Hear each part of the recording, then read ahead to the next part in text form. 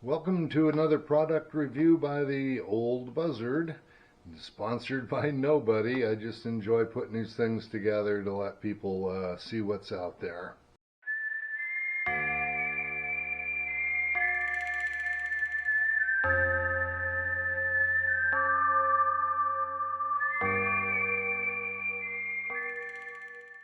Welcome to an Old Buzzard product review. Today I'm going to have a look at a backup or rear surveillance system for my new toy hauler. After researching a ton, I picked a Chinese variety by the name of Yakary. Yakary in this particular case is a 1080p system with 2 cameras and a bunch of toys that go with it. So stay tuned. We'll have a look here very shortly. Well, my bench is a mess. You'll have to forgive me for that, but this is pretty much the way it comes out of the box. I actually already had it all out and hooked up for a test, but then I thought, maybe I better make a video of this. So I kind of put things back together to show you how it goes. But there's the 7-inch monitor, and there's real funny story, I think, about these things. You'll find these on Amazon and eBay and all that, that all look very, very similar, and all have very, very similar specifications. The advertising and all the literature that is in the ad looks different, and it uses different verbiage. But if you have a real close look at the commands and whatnot on the monitor here, you'll find that, especially after looking at the YouTube installation videos, there's about 4 different brands that all seem to be done in the same warehouse or the same shop, and pretty much by the same people. But they almost always use a monitor with no brand name on it. So I think you really got to watch. In fact, it was funny, the UPS guy pulled up when he delivered this, and I said, yeah, it should be a backup camera in there. And I looked up at his rig, and he's got a backup camera. And guess what? He has one with the exact same commands and writing and everything on it, except his does not have a label on it. And that's what the setup videos, that was my first clue with the setup videos. None of the videos for the 4 or 5 manufacturers that you'll find on, like I say, Amazon or eBay, when you go to their YouTube setup videos, they use a monitor with no brand. So I picked this one because it was the least expensive to begin with, knowing that it was the same as the other 4, and it was only like $20 cheaper than the others. But it also had an Amazon coupon with it, and I don't really remember exactly the dollar figures. I guess I could look those up if anybody's interested. But I left it in the cart. Actually, I had picked a different brand, to come to think of it. I picked a different brand, left it in the cart overnight. All of a sudden, I got a notice of a flash sale. And it was for this camera, not the other Chinese camera that I had picked. And with that flash sale, it was about $30 off, plus it had a coupon. So originally it was about $230, and I ended up getting it for $180 or $190, something like that. But 7-inch monitor, it's obviously a plastic monitor, but what isn't today? Comes with antennas, of course, and a couple of different mounting methods. You can either mount it on that, or they have this thing that I think the fan shape is so that you can bend them to fit the contours of your vehicles. I actually don't like any of those methods, so what I've done, I ordered a suction cup mount for the truck, so I can put this on a suction cup. In any case, the 2 cameras, they're IP67, 869, something like that. Supposedly completely waterproof. and it's very heavy aluminum housings, all steel bracketry, and the power source for the monitor itself, you can either hardwire it in with one of these cables, or you can use the cigarette lighter plug that has an off-on button on it. So I plan on just using the cigarette lighter plug because I don't want it in the truck when I'm not towing the trailer. Comes with some funky connectors that I prefer not to use on any of my stuff, but since I'm using the cigarette lighter plug for that, and I will use the Periodon adapter. Most brand new trailers today, they come with they're pre-wired for a backup camera, and they want you to buy the Periodon brand, so they're all prepped and wired for the Periodon. As soon as you turn your running lights on, that's where they tap the electricity from. But to save me from buying a $800 Periodon camera, you can also get these adapter plates that adapt the Periodon camera mount to this camera over here. So it'll mount in the same place with the same little shark fin thing over the top of the camera that the Periodon does. It also comes with a little adapter cable to get from the Periodon adapter, Periodon power, to the power that these cameras use. So it looks pretty promising so far. Let's hook it up real quick and give her a test.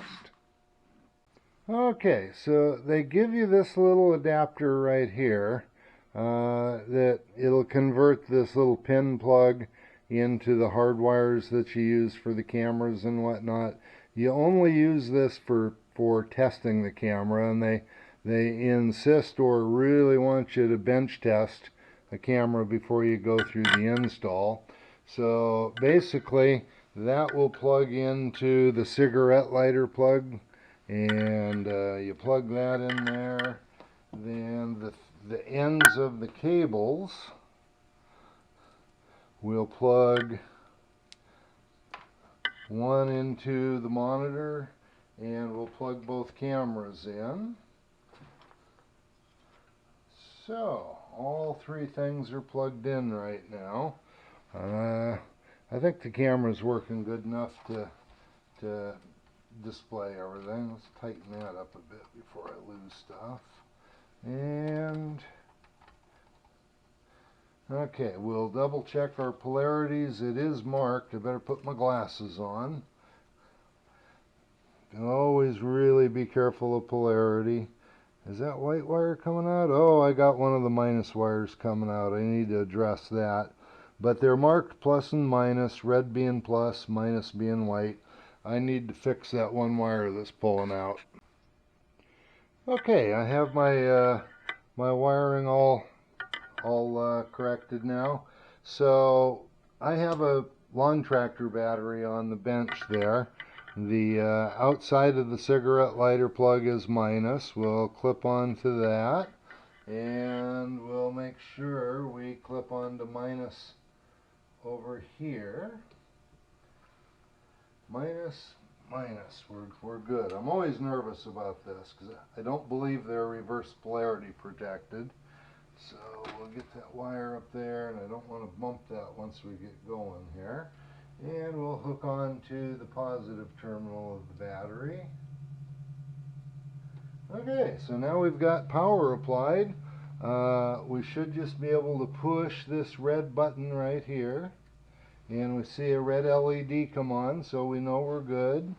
We'll tap this little button, and they are a capacitive discharge. It's not a physical button to push, it's a capacitive thing. So here it comes. It's coming on now, and it shows signal strength. Let's see, no signal, huh? What's going on here? Oh, it just took a second to boot up. There we go. So I wonder how good of a picture we're getting of that. So maybe I'll get up a little closer on it. But my cameras, let's see, which one? That's that one. And this one over here. There we go. Okay, so I don't really have a full understanding of its operation yet, so I'll fumble around with some of the switches. But my idea for two cameras, you know, normally one's really all you'd have to have for a backup camera or a rear view camera. But for me, I've always worried about tying my machine down inside the toy hauler. So I'm going to put one camera inside to keep an eye on the Maverick, and then the other camera obviously for its intended purpose. But I assume you can see that that's a fairly decent picture right now, and it doesn't seem to have much delay at all. So zoom, you know, maybe a quarter of a second delay or something like that. But so we've got power, plus, minus, channel, menu, and OK. So if I remember right, the channels take you to different cameras. That's camera 3, which I don't have. So hit channel again. Channel 4, which I don't have. It'll take up to 4 cameras. So there is camera 1 with the backup guidance turned on. So I'll be able to turn that back on in a second. Now what happened? Oh, it went to camera 3 for some reason. There we go, back to camera 1. I'll keep my finger away from it this time. But it has the backup grids and everything. Evidently the adjustment you're supposed to do is point the camera down until the red is like 1 foot or 5 foot or whatever you want to make it, so that you know when you enter the red bar, you're like 1 foot away from the object or 5 foot away from the object, whatever you want to calibrate it to. So I'll see how that works out. But anyway, then there's ways to display both cameras at the same time. And again, I don't know how. That's volume, although I don't understand volume. There is no sound on these cameras, and that's one thing you do get on the $500, $600, $700 systems, is sound, and that would really be nice to be able to hear somebody behind you talk to you, but don't have that on this. So yeah, that sound up, sound down. The channel we've looked at. V, what's V? Beats me, I'll have to read the book. It says free 3.8 gigs. And that's another thing. This thing does record. You can make it just record until it's full or record in a loop. I've got it set up for recording in a loop now. All I had spare was a little 8 gig SD card. You open up this little compartment right here, and an SD card fits in it. So that's just kind of a quick... Yeah, oh, maybe you can play the SD card from here. Heck, I don't know. Push OK. Nope, I have no idea. I'll have to read up on that. But, yeah, I'm kind of surprised I'm not getting... There's a menu system for it. So there's pairing, although it's paired right out of the box. If I get a third camera, I'll be able to put a third camera on it. So, and then picture controls. Let's see, you go left and right with plus and minus here. Picture controls, and then OK. So brightness and contrast and hue and volume. And back to menu and plus. Mirror and flip, so you can turn things upside down or have mirror or direct view. Mode. Let's go to mode. Maybe that's where the multi... Come on. There we go. Split 1, 2. I've got it turned off right now, so you don't get... See, that one you can do camera 1, 2, or camera 1 and 3, so on and so forth. Let's turn it on real quick. Hope this isn't getting too long and too boring, but you must be here because you're interested, so... Whoops. come on, back to mode. There, mode, okay, and we'll go plus, plus, plus, whoops, minus. So cameras 1 and 2 will be displayed side by side now. Menu to get out of it. That's camera 3, camera 4. There, cameras 1 and 2. So that's what they look like if you use the split display. And I think I'll leave it like that because I believe, yeah, so you can go back. Camera 1 is all by itself for backing up. You just touch channel again. You get camera 2, you touch channel again. It's camera 3 that doesn't exist. Camera 4 doesn't exist. Split mode. And back to the backup camera or observation camera. I wonder if you could see all that the way I was just holding it. Anyway, that's the quick review. We're going to go down and install it now. See you a bit later. Okay, here's the behemoth I've got to work on. I'm going to put the backup cameras on this. And it's a Grand Designs Momentum 25G with the 2 slides and whatnot. I've told people before that this is my kids' inheritance. They just laugh at me, but I'm serious. But up on top, I'll get a closer look in a second, there's a Periodon pre-wired place for it to hook to. I'll show you that in just a second. I gotta get my screwdrivers and whatnot. Okay, we're up top now looking at this Periodon mount, and looks like there's screw, screw, screw, screw. This plate comes off, and then there's an adapter plate that I have that goes back on, and the Periodon wiring should already be inside.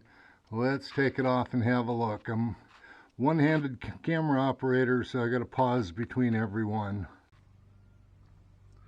Okay, there's what it looks like with the adapter off. I know, or the plate off. I know it's all black, but yeah, it's funny. They use splices that I'd prefer not to see, but there's the power for the Periodon camera right there. We'll plug into that and put our little adapter plate up here. And so I got to go get that and figure it out now, the adapter plate. So there's the adapter plate popped into place.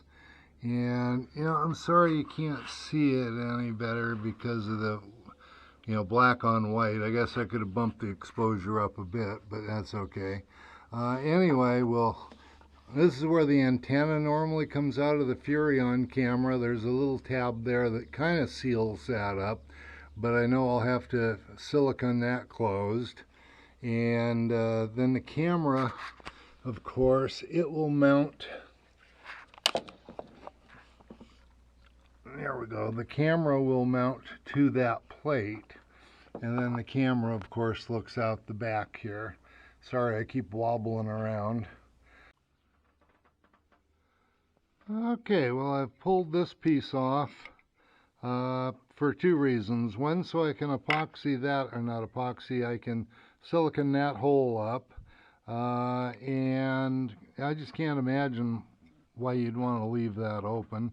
But to put the bracket together, I think it'll make it a lot easier if I put the whole bracket together and then put that back on. So we'll see how that goes. Okay, I'm not too sure where I left off, but I have a confession to make, and you know, hope you guys will learn from my mistakes. But I had just about got this plate installed. I had to file down a little bit of it to make a real good fit with the Periodon camera enclosure. But I wasn't real happy with the strength of the screws that was going to hold the adapter plate onto it. So I went and I added a dab of Thread Locker Blue. In this case, it's the Permatex product. Thread Locker Blue to the screws that hold the plate on.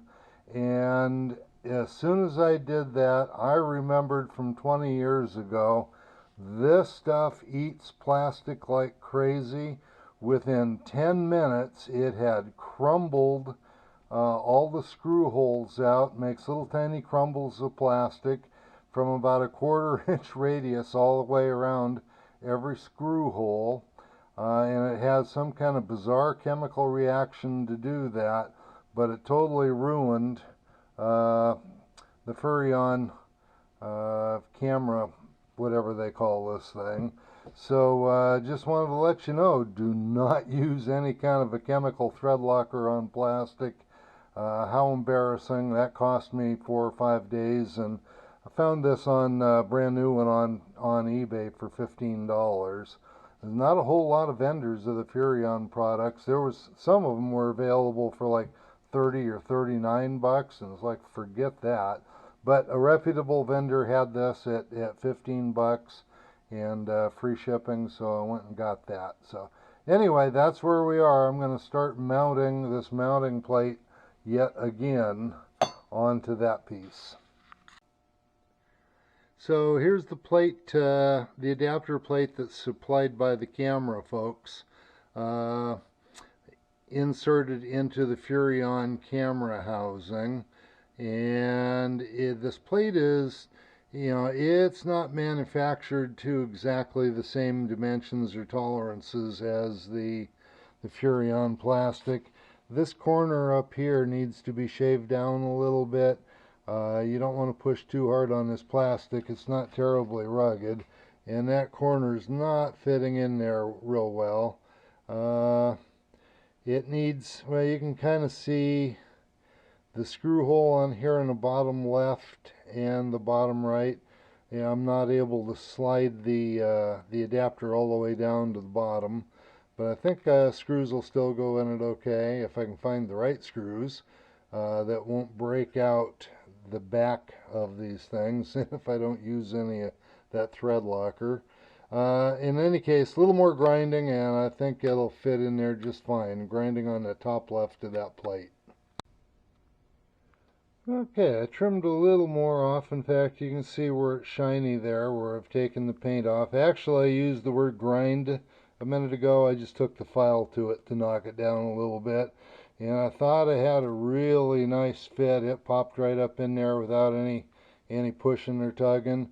And then I found out the bottoms needed to be filed down just a little bit too in order for it to fit in. So then we put her in there. It's more one-handed camera work. Popped it in and it's like, it sits right in there. Isn't that nice? Except when I look down in these top screw holes, they're not sitting on the pegs. This thing needs to go in another 1/8 of an inch before it actually sits on anything. So that's not right. And looking at it, it is, let's see if I can get it out. Okay, you see this little slot? How can we get that? That little slot right there, kind of where my finger is, I hope you can see that. That little slot is where, oh come on, one-handed is hard. That little slot is where that plastic goes. So I either need to take a bit of that plastic off or file this slot down a little bit deeper. I think I'll have another look before I make up my mind, but yeah, this is not a perfectly engineered piece. And I think they ship these things to you. Well, I got it for free. I have no association with this company. Heck, I don't even remember what brand it is right now. I don't have any association with them, but when you buy the camera, there was a deal to get the Periodon adapter and adapter for the power cable for the camera for free. So it's a free piece. I can't bitch too much. So I decided I'd just open that slot up on the metal piece a little bit with a hacksaw. So we'll see what happens. Okay, the plate's finally on. A couple more warnings here. The bottom screws that they give you are too long, and they will poke right through the end of the plastic there. That's interesting. I had to trim the screws down in order to keep them from breaking that plastic out. One of them actually started discoloring the plastic. You can kind of see it right there. But in any case, the top screws, the full length would take. I'm happy about that. You know, the camera's going to hang off of it kind of in that orientation. But yeah, I'm not too sure how strong all this is going to be. If a guy doesn't like to tinker, you might just want to skip using the adapter and just mount the camera direct. But I want to do it this way, so I'm going to keep going. So here it is all put together. There's more set screws that I can put in the side. Those set screws are only held by a couple of threads, so I'm a little iffy on those too. But then a little confession about these screws that I said were probably too long. I did find another set of screws in the kit that probably went to it. So maybe I jumped the gun on that, used the wrong screws, but I'm still kind of happy I did, because I think these were a longer and got more grip, a little stronger. I did cut down these screws down here so that they would not protrude through the back, and they've got more meat, I think, than maybe the screws they intended. But we're going to go down and put it on. Everything's got to be a struggle. So we have a canopy to deal with here. Canopy, I'm tired. I don't know if right words or not. But so I had to use a little different mounting than what I thought I was going to. But that works out. I can still see very, very close to the bottom of the trailer. That's quite a fisheye lens on it. The trailer manufacturer had stripped out every one of the screws that hold the Periodon bracket on. Not real happy about that. So I'm hoping it'll hold. I'll keep an eye on it. But I did run a bead of silicone all the way around it. When that stuff hardens up, that's probably what'll hold it on. I'm interested here with a washer and a lock washer. There's only about a thread and a half or maybe 2 threads that hold the camera. So you can't torque that down, and I think this is cast aluminum, so you got to be really careful with it. So it's a pity they didn't use just a millimeter or 2 longer screw there, but it's firm. It's all there. It's going to hold. And there's other things I can do. That I could put a drop of Loctite on, then it wouldn't come apart.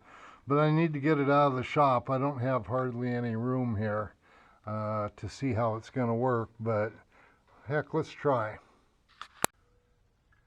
Okay, there's the way she looks up there. I assume you can see that. I've got to confess that I already tried it once, and I'm kind of shocked to learn that the way that Grand Design wired their Periodon system up is that back camera is on anytime the master, the battery disconnect is on. So I don't like that. It's not a big draw. But it's unnecessary. Most of the time they're hooked up on the running lights. In fact, I can still change it because there is a running light right below or right above the camera. But let's have a quick look here. So you can see we're quite a ways away from the trailer right now. Of course, this isn't a real live test because there's no engine electrical noise, and we're not going down the road 100 miles an hour. But so I've got it wired up just right down here to cigarette lighter. We'll turn the key on, push the button, we'll see what happens up here. By golly, there it is. It's brighter than what it looks like in the picture. So, and it looks like I can almost see the back bumper. You know, the red marks on the backup guides, the red marks is going to mean that I'm about 2 feet away from hitting something. So, you know, as long as you got it calibrated to know what it is, that's pretty good deal. Anyway, there it is. It's working. I'll get it out on the highway and test it, hopefully before I make a movie about it. Been kind of frustrating with just one little problem after another. Nothing major, nothing I want to blame the camera manufacturer for. Yeah, we'll do a recap of that at the end of the video. Okay, see ya. Okay, we're just getting the trailer out of the excuse me, out of the shop or out of the garage right now. The camera came on all by itself. I didn't have to do anything to it. Well, I can see it stuttering a little bit already. That's not a real good sign. I may have to go, in fact, get it closer to that. It's lighter than what you can see. The screen is brighter than what you can see, but it's only getting maybe 1 frame a second, and that is not a good thing. Antenna, let's see, where's that antenna?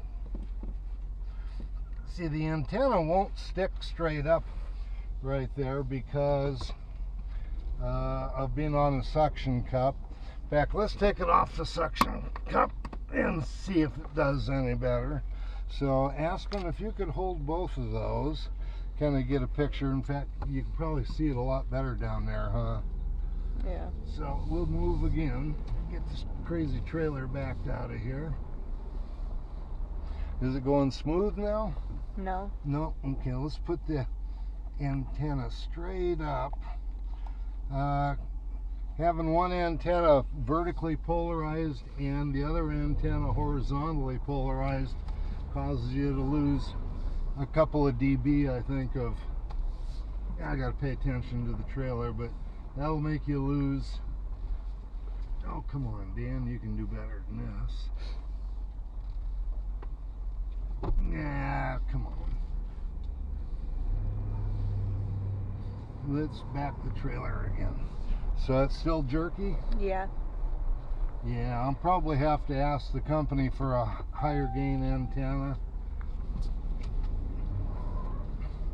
But I need to watch what I'm doing with the trailer.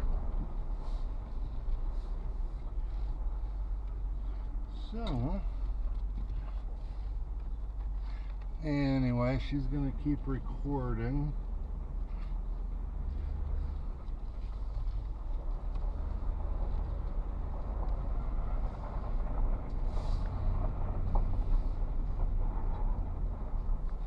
Am I going to hit anything? Nope, I don't think so. Okay, how does it look? Show me the monitor now a little bit. Looks like I could point it up a little bit too, or I won't see traffic behind me.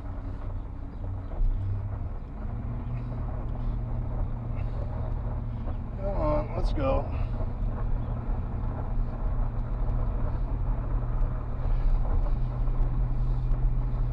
Yeah, I think I will be pointing it up a little higher. But I am disappointed with the frame rate right now. It'll be interesting to see what kind of customer service I get from these folks. A lot of people claim they have outstanding customer service, and some other folks have said not so good, but we're gonna find out anyway. So just another second here. We're at the top of my driveway. I gotta focus now, and you can stop recording, Aspen. Thank you very much. And just for reference, it's not a real big trailer. 25-foot cabin, so 27 or 28 feet with the hitch. And then, of course, it's just the standard Ram 250 6.4-inch bed, so it's not the long bed either. And yeah, let's have a little look here what we got. So there goes the granddaughter. Bye-bye. So there's the camera, and yeah, I'll tip it up a little bit and we'll see what happens. But you see that the antenna angle there is not correct for the best operation either.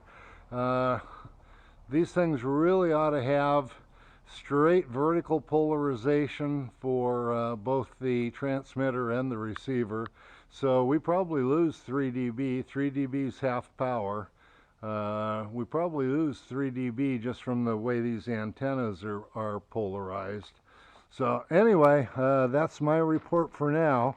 I'll be in contact with the vendor and manufacturer to see if I can get their high gain antenna. It's an antenna that plugs in to the camera itself, has coax on it, and it's got, I think, 12 foot of wire or something like that with it. So the antenna actually goes way up on top and maybe about in the middle of the trailer, and connects to the camera here. We'll give that a chance before we send her back. Okay, thanks for watching. Bye-bye.